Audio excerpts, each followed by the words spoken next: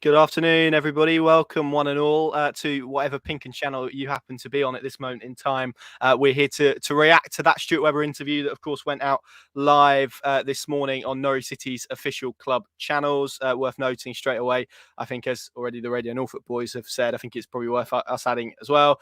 We did ask to speak to Stuart Webber. Those requests were either ignored or turned down, whichever way you want to look at it. So worth getting that in straight off the bat. But I mean, also, before I kind of go to Pad and we speak about our opinions on it, we want to know your opinions on it as well. I'm sure a lot of you would have watched it. 33 minutes in total. We'll delve into the various topics that he spoke about and some that he didn't and wasn't asked about, perhaps more pertinently. But we want to hear your comments and your thoughts on it as well. You should be able to post a comment on whatever channel you are on. We will flash some of those up on the screen as we're going through. We may well touch on a few of them as well. Of course, if you have any questions for us on it, we'd be happy to take those and we'll answer them where we can. Yeah, let's see how we go. So, Paddy, I'll throw over to you really because I mean we're going to be asking people what they made of it. What did you make of it? We've both watched it in full now.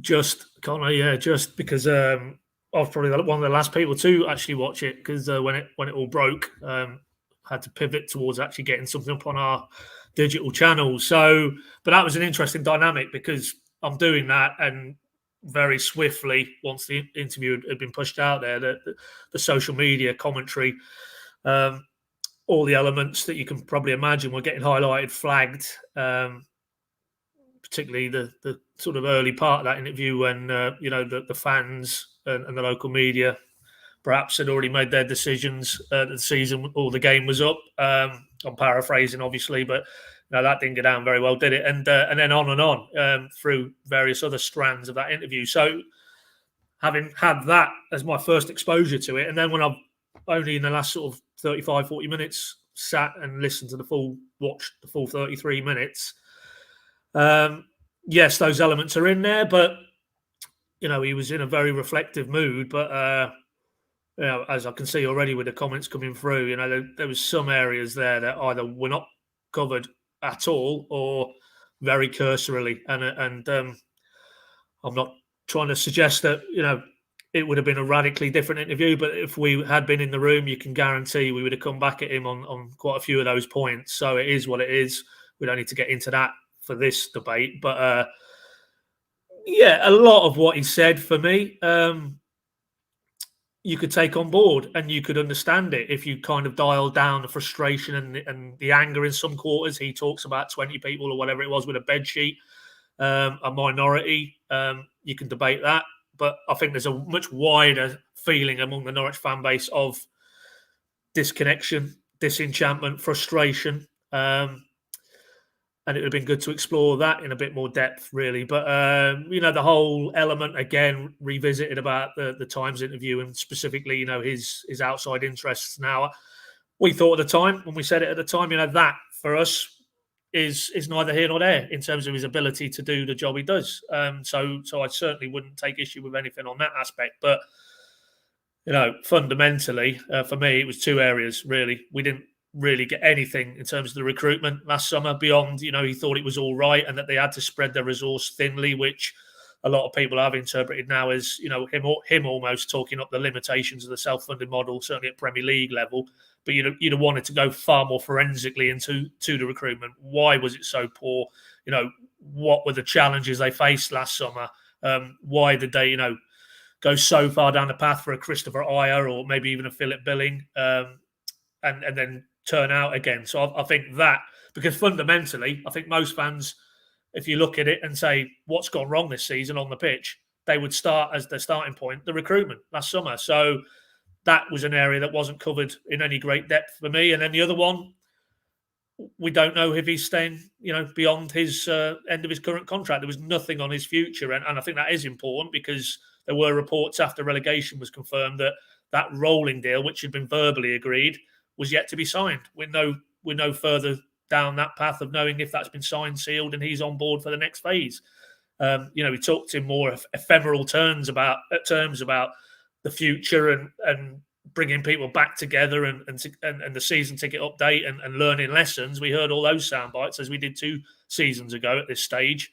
But is he going to be the man at the helm? And for me, they were the two glaring elements of that interview. I mean, I'll throw it back to you, Connor. What was your initial impressions?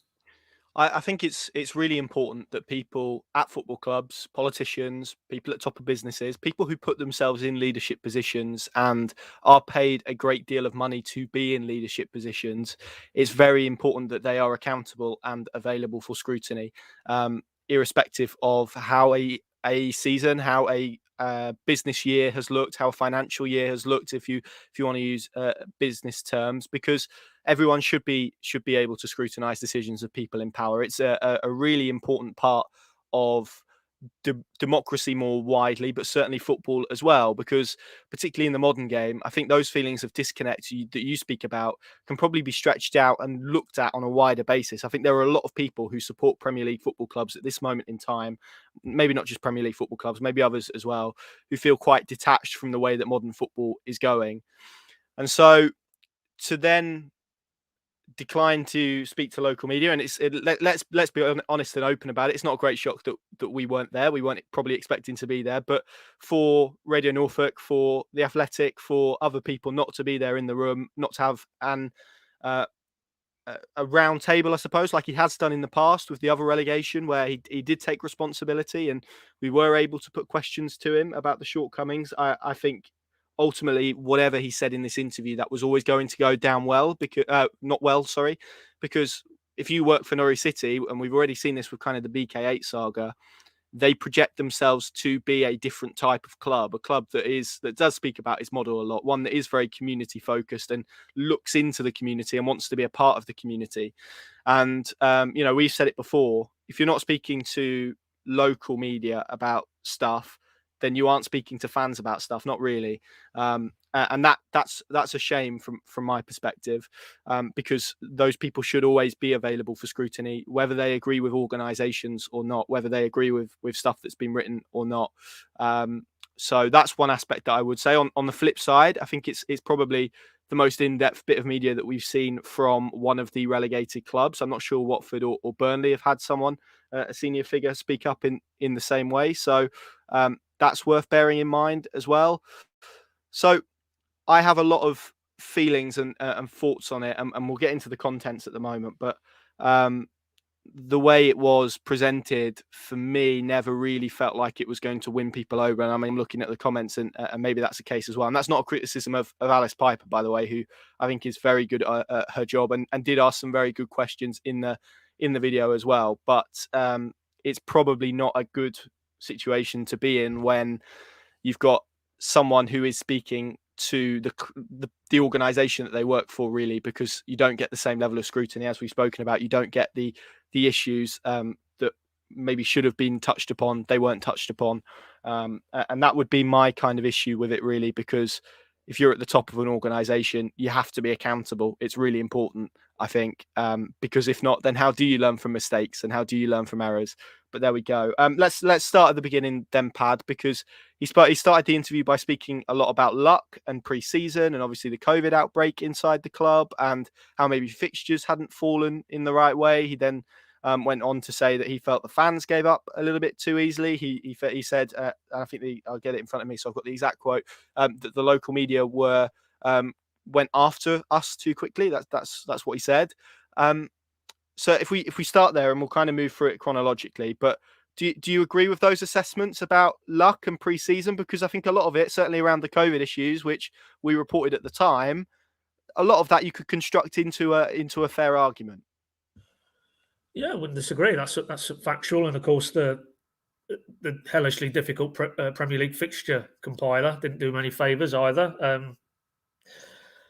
But I just don't accept that whatever the volume of that two constituencies he's referring to, be it fans or local media, gave up. To paraphrase him, I find that bizarre. And I'm going to basically make it quite clear if now and the rest of this broadcast, when we're talking about local media, all I'm interested in is us and what we do. I don't want a broad brush approach to what any of the other operations out there do or don't do. For us, I can categorically deny that there was any giving up, there was any negative tone to our coverage in those early parts of the Sorry to season. jump in, Pad, but I remember writing a piece in defence of the Talk Sport stuff, for example, on Jamie O'Hara, on why the model of Norwich City Football Club was so important, and probably still believe this to an extent, why it's important that there could be a self-funding club in the Premier League. So, I mean, to say that maybe we were out to get them or the fans gave up, I'm not sure that that's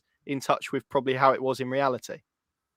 Wouldn't disagree. And way beyond that point as well, if I'm honest. I mean, all the way through the Farker replaced by Smith cycle, then the upturn under Smith initially, and then the upturn again early in the new year. I remember, the Everton Watford. Where was the giving up there from us when we're talking about local media? So, our job ultimately should be to, whether we're local media or whether you're the national media, is to scrutinise, to hold to account. You're talking about accountability from the club's aspect. Our role is to, be balanced, try and be fair, but also critical. And fundamentally, and he's the figurehead for this, they've got it badly wrong again this season.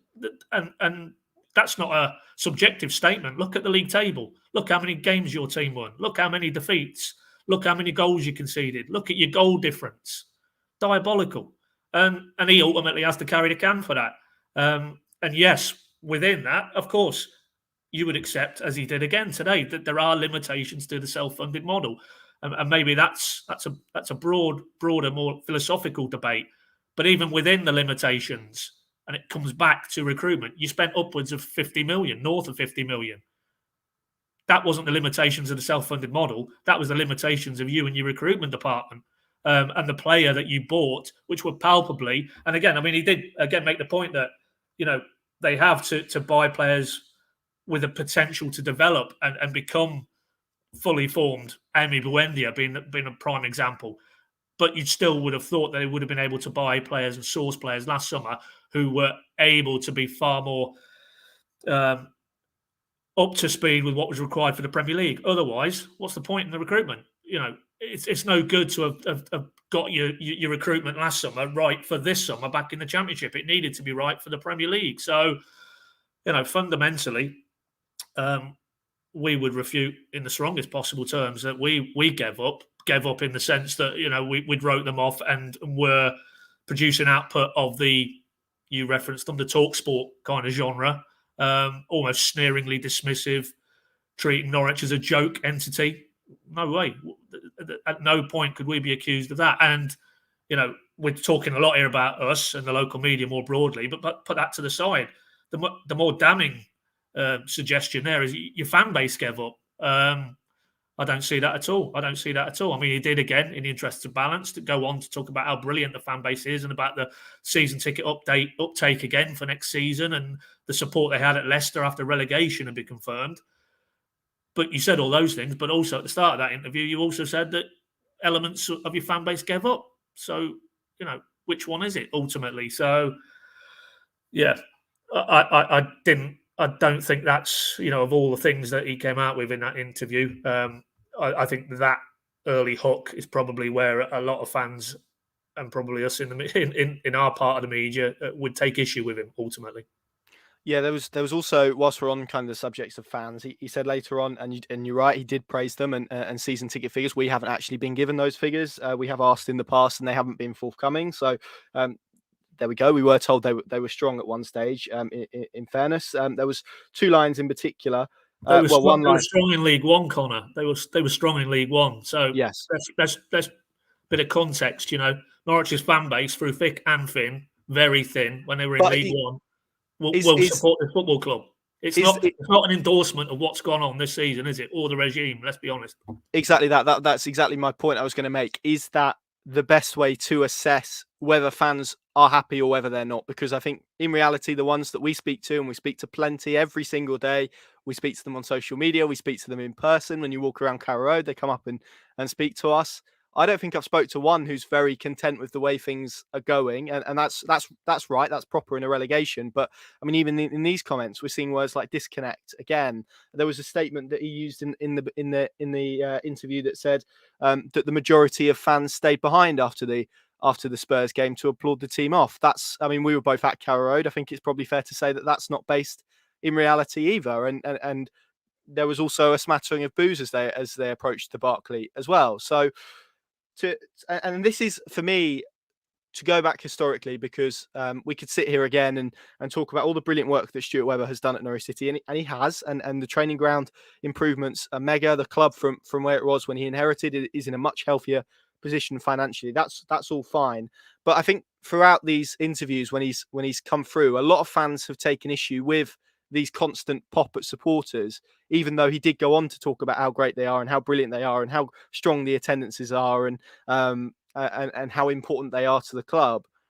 But those digs, particularly when you're in charge of a team that's just got relegated 16 points behind the team that finished fourth from bottom in the Premier League on 22 points, doesn't really feel like the best way to approach it from a PR perspective.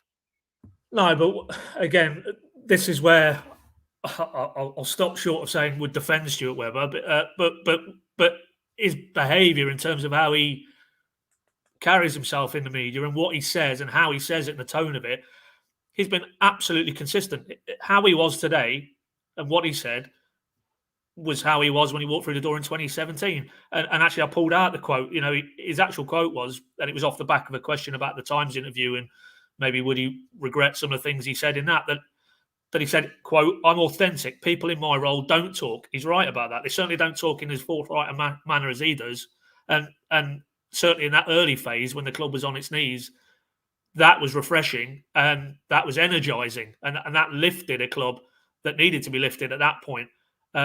But as he says, I'm not here to appease people, and I don't think anybody would say that he certainly is a conciliatory individual when he's asked a question in a setting like an interview. And so for me, that it's not so much his manner or how he carries himself, because that is him. That's what he's all about, and he's right. You know, it's very. I mean, I can only talk from my experience. I've basically since the Paul Lambert, David McNally era onwards, have been in and around that football club, and he is unique in terms of a figurehead, which is essentially what he is. We know Delia and Michael are the owners, majority shareholders, but they are day to day very hands off, and for somebody in his position, there's been nobody like him at Norwich in the period that I've been covering the club, and refreshingly so. As I say, very, very honest and open. And people don't like that; they won't like it. But you know, ultimately, you know, I think you could also probably look at the situation, look where the club is, look where it was. You know, again, repeating the same errors it feels in terms of 2 seasons ago, and maybe show a little bit more, shall we say, empathy and understanding of how that fan base are feeling, rather than, you know, it's a minority with a bed sheet and look at the season ticket uptake and that everything's okay. It clearly isn't. That isn't the case. And we see some of the comments here, people saying they've renewed, but you know, now seriously considering whether that was the right call or not. There is a general feeling amongst Norwich's fan base, and it's not people racing around to the back of the City stand after a game, you know, to protest, but there is, and I don't want to bring Dean Smith too much into this directly, but he talked about apathy and how he couldn't see that. It feels like there is an apathy, and there is a disenchantment and a disinterest, and that is a worrying development, really, because you know, as you rightly said, there will be a full house for the first game next season.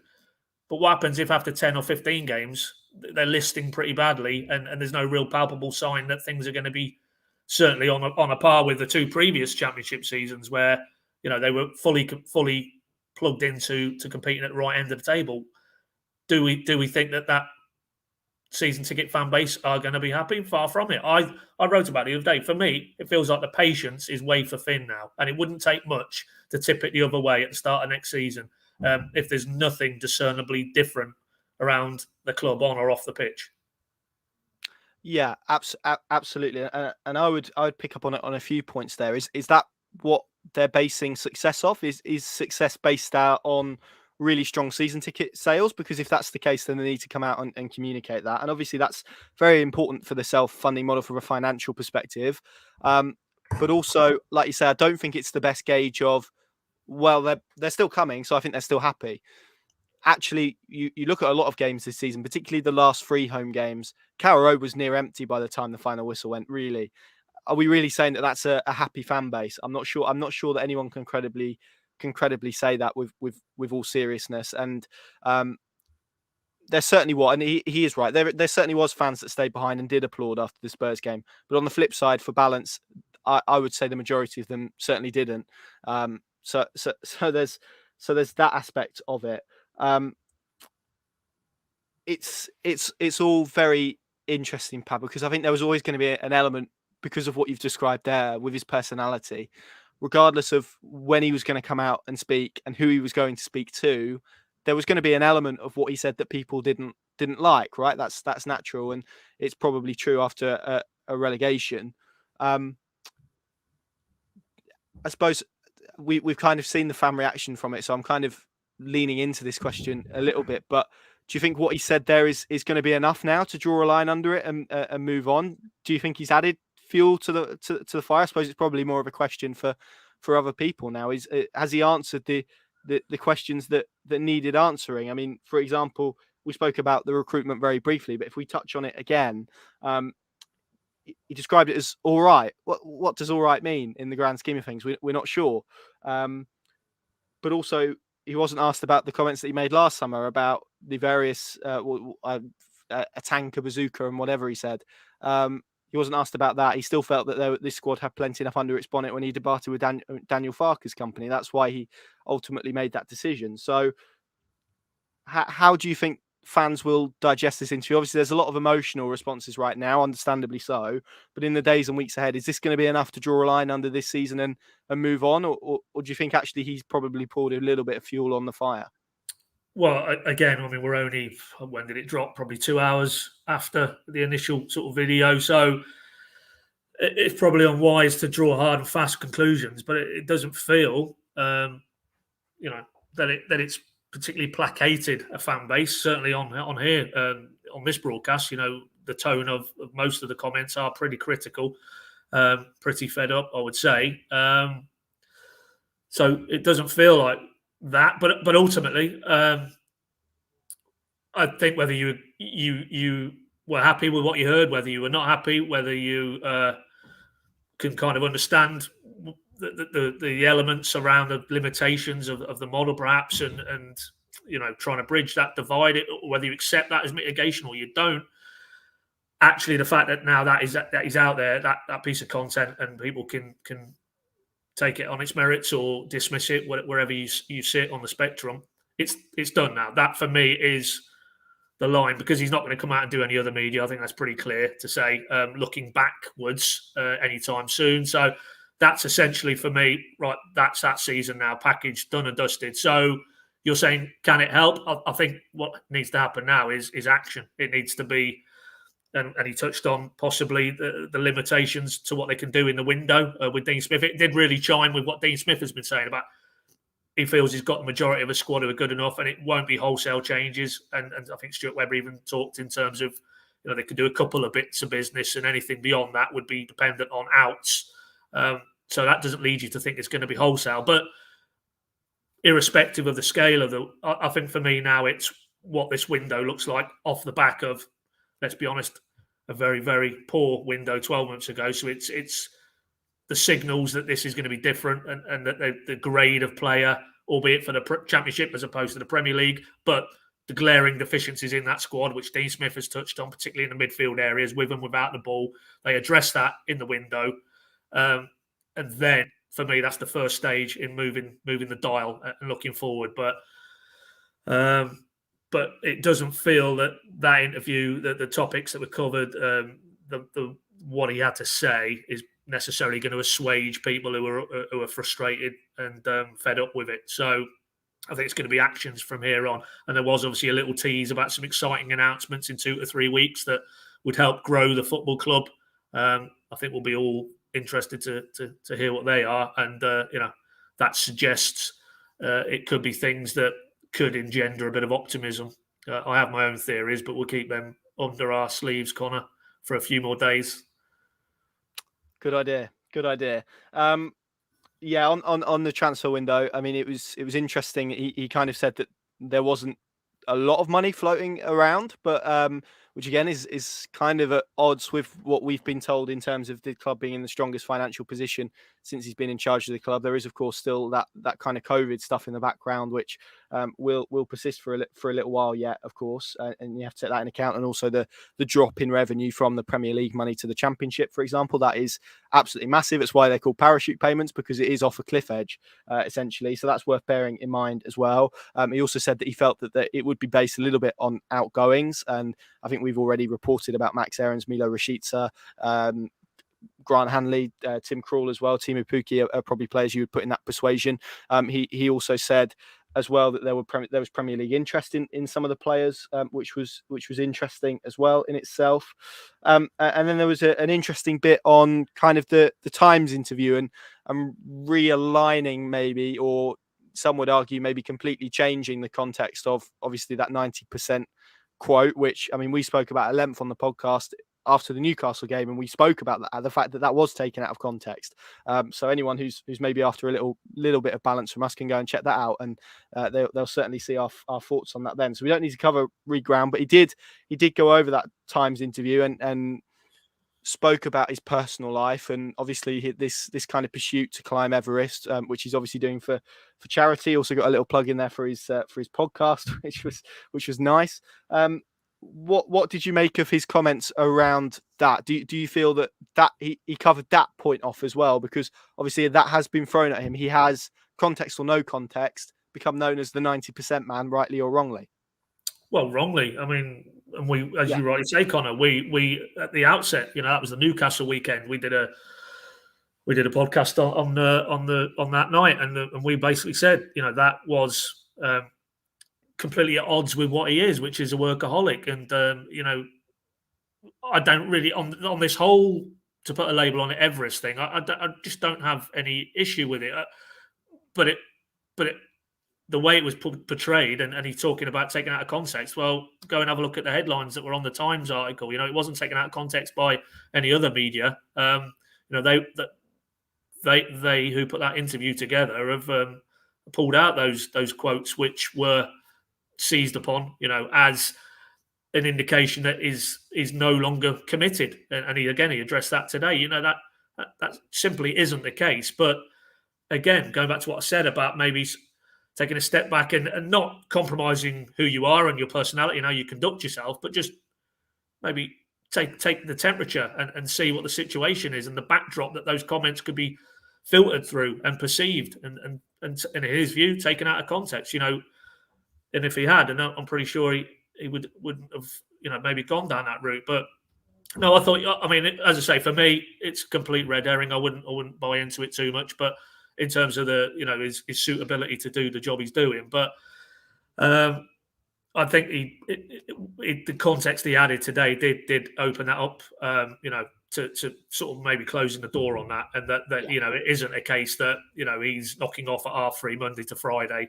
and he's not there on a Saturday or Sunday. I think if anybody had any doubts, just go and listen back to that passage of his interview today.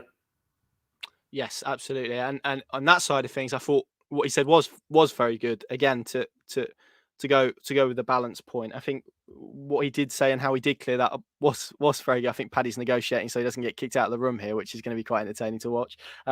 But yeah, from my perspective, I'm with Paddy on that. I think we said in that podcast at the time, which is freely available, you can go and listen to it. We gave our thoughts on that interview the night that 24 hours after it dropped, and we spoke about the context of it. But ultimately, unless you're Stuart Webber or Henry Winter, it's very difficult to fully know the context around it. But I think we both agreed that was the case. He spoke a little bit about criticism as well, not just from local media or from national media, from fans as well. He spoke about some of the protests that have been happening outside the main entrance after games. Of course, there have been a minority. I think it's right to say that a minority of people with banners. There was the Snake Pit attempted to get a "We Want Webber Out" chant going on Sunday. It didn't catch on, but it was still loud enough for us to hear in the press box a little bit along from where we were. He again spoke about building for the long term, building the club for the long term, which we know he's big on, the infinite game, and he has a very philosophical outlook on football, on life. That's just the type of character he is, and maybe there is a element of, I don't know, maybe not everyone sees life through the same lens as him, and that's absolutely fine. And maybe that's why it makes it difficult at times to understand the directness and honesty behind his words. So I found that all very interesting. I mean, is there anything else, Pat, in terms of stuff that you really found interesting that you want to bring up at this stage? If not, then we'll probably go to some comments and questions. No, I mean, all I would add is that that's certainly the first time and again, I don't, having him felt that things have been taken out of context and twisted. I don't want to put a different slant on some of the comments, given we were not in the room. But it did feel that, particularly around the recruitment element and that gulf and bridging that divide, that was the sort of first time I'd kind of heard him almost talk about, there are limitations, however good. I mean, I think one of his opening answers was everything has to go right for Norwich with this model to stay in the Premier League, off the pitch, on the pitch, in games, look in other areas as well. Everything optimizes to be completely right. Otherwise, he's more or less suggesting that, the model won't allow them to stay up as a result. And then with the recruitment, that they had that money, they had to spread it thinly, and even the again that was a choice though, wasn't it, Paddy? In terms of them spreading it thinly, because they could have opted to sign fewer players for bigger money and bigger wages. It was a footballing choice ultimately. It comes back to not so much did they spend money, but how they spent it ultimately. And I don't think, as we said earlier, I don't think you can lay that at the door of the model itself. But then again, and he's reiterated this, that I think he said, when I go into board meetings, I don't want to be a kind of gamble it all, put all the chips on the table just to stay up this season, and then the club isn't in a good state season 2, season 3. I go into board meetings if they want that type of man. I've told them that's not me. So again, that kind of mid to longer term sustainable strategy. I mean, I pulled out the quote and I'm just looking at it again. The toughest part of the job is balancing the ambition to want to be in the Premier League with the sustainability that we still, if we make mistakes, we could go bust, basically. So essentially, that for me is the nub of it, that we still have a football club, with the sustainability that we still have a football club. If they make mistakes in this model, the club can go bust. So he's essentially saying the self-funded model is a footballing equivalent of a tightrope, certainly when you get to the Premier League. And while that probably, we knew that to be the case, I can't honestly recall him, given his position within the self-funded model, coming out and talking quite in those terms. It was a very different tone to, again, albeit we were present 2 summers ago at this stage, relegation confirmed, we've gone down to Colney, and then it was, blame me, don't blame Daniel, I got things wrong, the buck stops with me, it's all on my shoulders. This time around, it's more, don't blame me, don't blame one individual. It's almost the limitations of how we're trying to do it and how we're trying to bridge the divide. And that I thought was a different tone. So for me, that was probably one of the most interesting takeaways, really. Was it a realization that the way Norwich are trying to exist doesn't work in the Premier League? I think I'm kind of with you. It kind of felt like he touched around that subject without really maybe directly saying that, but it did kind of feel like, I mean, he gave the Chelsea example again, which I think we've heard him use in the past about bringing on Lukaku, and I can't remember who the other one was, but 2 world-class players, and Norwich were bringing on. That's it. And they were bringing on John Rowe, and that's kind of the. I mean, it's a very extreme example, but you could use it really at every level in terms of. Well, he talked. I mean, sorry, Conor. He talked. Yeah, he also in that section he talked about Sunday and Tottenham, and he said they had in every position, in his view, a world-class player, and quite clearly, Norwich, and nowhere near that. So the gulf is vast, absolutely cavernous. But fundamentally, I think we know all that. We know all the limitations, but there is still that sense that even within everything had to go right. Did they maximise? Did they optimise what they had to play with last summer in the market. They clearly didn't. Name me one of those players in that summer intake who left the sort one of those players. And I know that was the Championship and this was the Premier League, and the tariff is a lot higher. But still, to get the recruitment wrong to that level where none of those players could step forward and really improve that 11 at Premier League level, fundamentally, it's not the money that was spent, it's how you spent that money. Yes, indeed.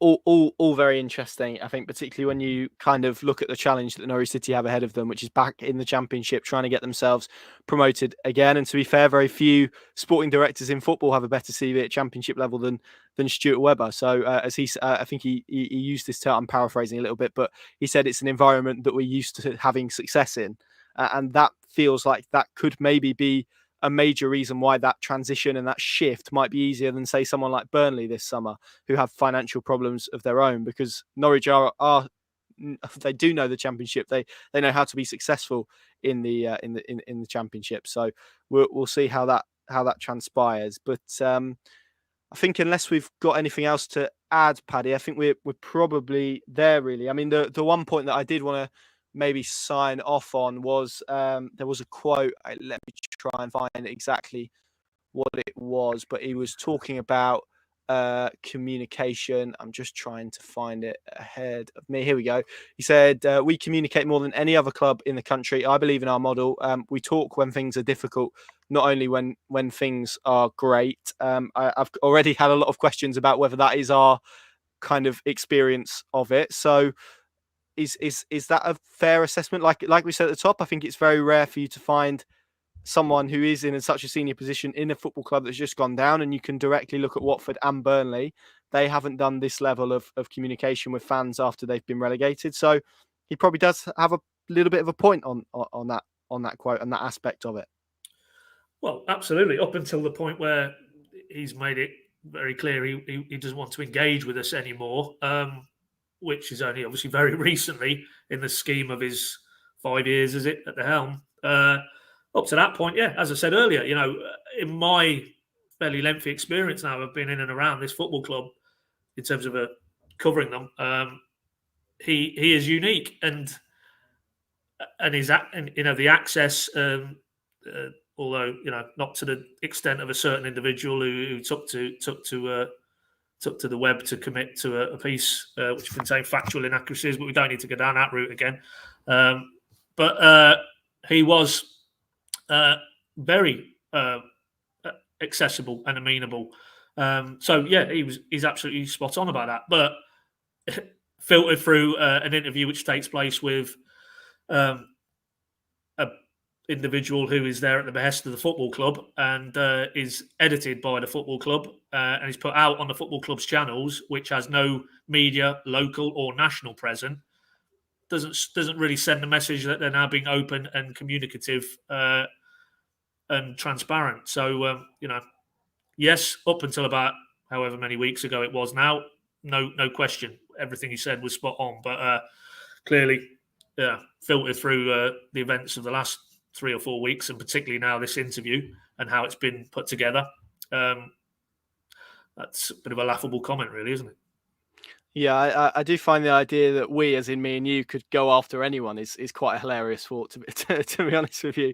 But there we go. And I think it's also on that point, on a more serious tone, it's worth saying that actually scrutinizing someone is completely different to going for them. I don't think those two things correlate at all. I think you can be constructive in your criticism without making it personal, and hopefully everyone watching this and everyone who's consumed our content will agree that we have been I think we tend to strike critical but fair if that's what's needed at times. It's always our job to be skeptical about a lot of things and to ask questions and to find out what is fact and what isn't.